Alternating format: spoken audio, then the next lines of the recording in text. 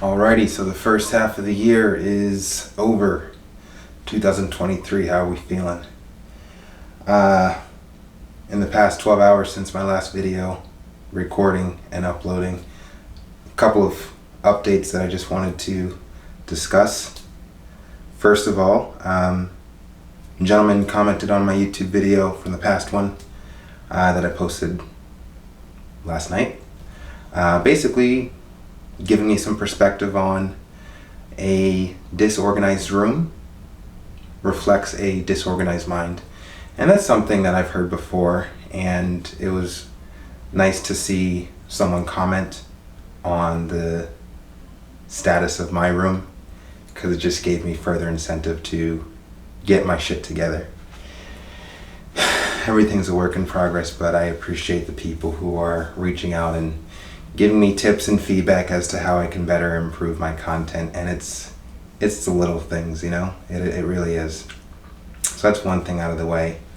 Another thing, from the time that I recorded my last video, which was essentially talking about how I need to prioritize my personal brand and business, I came up with this idea because I was talking about the book that I want to write, which is The Way of the Shred, and how I want to emphasize the philosophy and the lifestyle that is related to being obsessed with achieving an aesthetic physique. And my intention in writing this book is not necessarily to make the entire philosophy and mindset personal to me, but more so to open up to the thousands of other people who are out there in the world who have this obsession as well.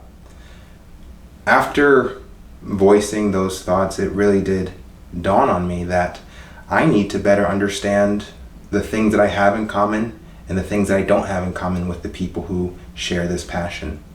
And to do that, I want to start interviewing people. I want to start interviewing people that are as passionate about peak physique and peak excellence as I am, if not more. Since I've only honestly been into this whole process for the past 3 years, there are people who have been doing this far longer than I am, far longer than I've even been alive potentially.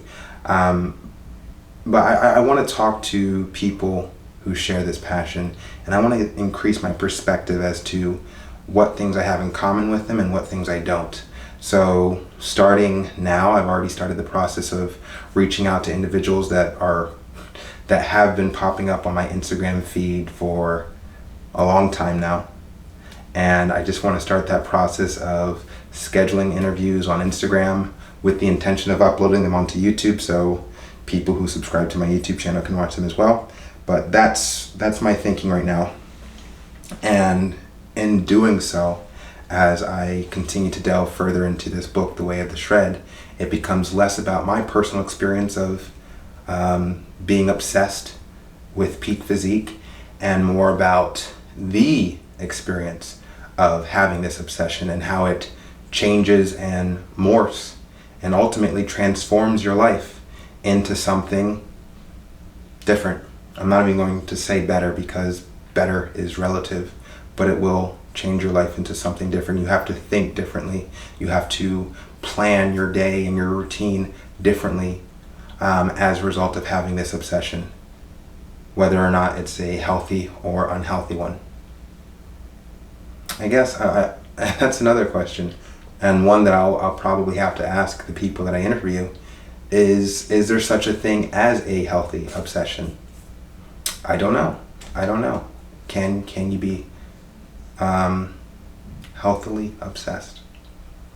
So that was another update. And then the third and final update, and this will be a short video, is I grabbed coffee with my roommate, who I've mentioned before, and we're sitting down and we're talking about protein and the law of diminishing returns and rules that the science indicates that if you want to lose fat and retain muscle or potentially gain muscle, then you have to eat 1 gram of protein per pound of body weight. So for an individual like me, I weigh 194 pounds right now. So if I wanted to adhere to the strict guidelines of eating 1 gram of protein per pound of body weight, then I would eat 194 grams of protein every single day.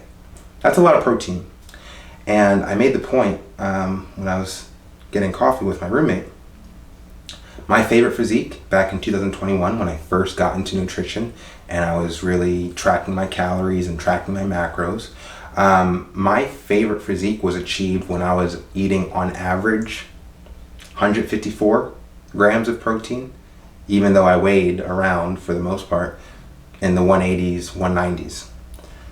And I said that the point that I was making is that I'm skeptical about the science that suggests that you need to eat 1 gram of protein per pound of body weight. Long story short, the conversation led to how the fact that I was eating close to the recommended amount of protein is the indicator that the science is correct. Because I was eating, let's say, like I said, 154 grams of protein, that physique that I was able to achieve through consistently eating that amount shows that the more protein I ate, the better the results were. And the question is, how much more would my physique have improved if I was actually adhering to the guidelines to the T and eating 1 gram of protein per pound of body weight? And that's the question that I don't have the answer for. The suggestion is that it would improve to some extent, but how much? How much more muscle would I gain, or how much more muscle would I retain? My opinion is, and this is just a guess, I have no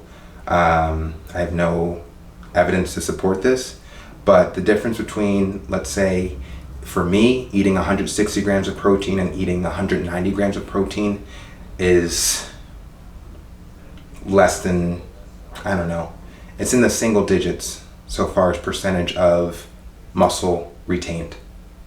That's my belief, and as time passes, I hope to delve further into it. And these are the type of conversations that potentially I'll be able to have with other people who are obsessed as I am. But to finish this off, during that conversation we were talking about how when it comes to really getting into the nitty-gritty and practicing everything to the T, such as the protein, such as getting cardio and specific ways to work out, anything is better than nothing. So any protein is better than no protein. Any cardio is better than no cardio. Any resistance training is better than no resistance training. And since this is how the conversation went, and since I am not competing, it doesn't really matter if I'm going to the T with these recommended guidelines so far as peaking yourself. And that's when we kind of segued into the conversation of I should compete. And I should adhere to the science that is available when it comes to actually peaking your physique, because otherwise, what's the point? If the purpose of my story is to achieve elite status, then the absence of competing in that elite level, it feels like there's a gap or something missing in the narrative. And I talked about my reservations about competing, and we're talking about bodybuilding, that is, and how the fact that I'm 31, turning 32 in 2 months, and I feel like I'm a bit too late in the game for me to actually have this be the thing, have it become a sport for me. And I don't know, we talked that out. I talked about how I didn't focus on my legs for the first 10 to 15 years of my bodybuilding career, and how I really don't believe that I would actually have proportional legs within like the next definitely year, maybe 2 years, 3 at the most. I think I would have some legs worth showing, which would put me at around 35 for me to be able to, in my opinion, feel ready to compete. So that's a 35-year-old competing in bodybuilding competitions. And I don't know, the way the conversation went, we arrived at the fact that, yeah, who cares that you're 35 competing? It doesn't really matter. If at the end of the day it's just mass and leanness, discipline and consistency, that can occur at any age. And if over the next 3 years I continue to practice these routines and these strategies and this discipline, then I will achieve the physique that I have in mind, that I've always had in mind, and it will be ready for presentation. And it should be on a stage, and I should be competing. So that's the long and short of it. I'm competing. And after having that conversation, I was able to walk around my neighborhood with my shirt off, soaking in the sun, feeling different with this knowledge that I am working towards something. I am working towards winning. And when I took myself to the gym and just getting back, every rep felt slightly different than the reps I did yesterday. Because now in my heart and in my mind, these reps are taking me closer to victory. So there's something to that. Just wanted to share. It's exciting. It's going to be an exciting project. First half of the year is over, officially. This next half, it's summer. It's going to be a good time.